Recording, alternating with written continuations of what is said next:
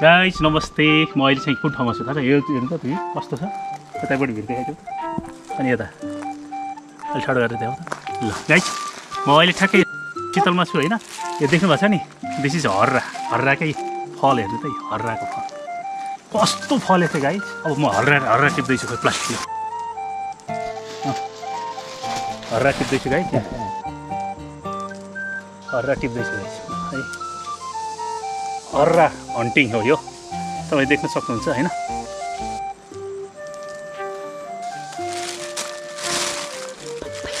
फल परेछ यो।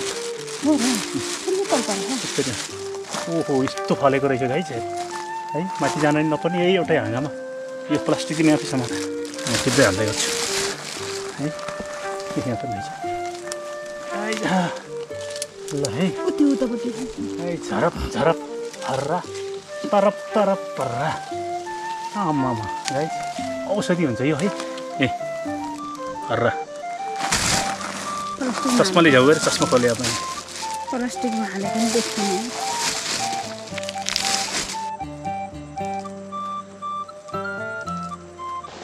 हे गाइस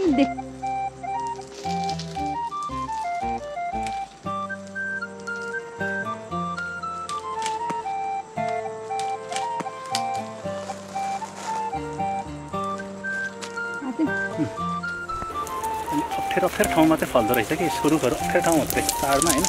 ए देख्नु सक्नुहुन्छ है हर्रा यही हो। हेर्ने अब यो यसो बिउ राखिदिनु हुन्थ्यो। अब हामी फेरि आइदिन्छ, हामी सबै टिप्नै पर्छ। यता पनि छ त्यो त छोड्नु भयो।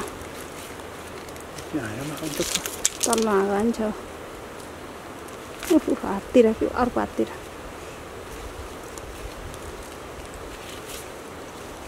यहाँ रहेछ त्यही त भने। यता पनि ए यहाँ चाहिँ यहाँ राखौँ यति भएको छ है, देख्न सक्नुहुन्छ। झन्डै 1 धार्नी जति टिप्यो, 2-2.5 किलो छ। यति भएपछि त पुगिहाल्छ नि हामीलाई।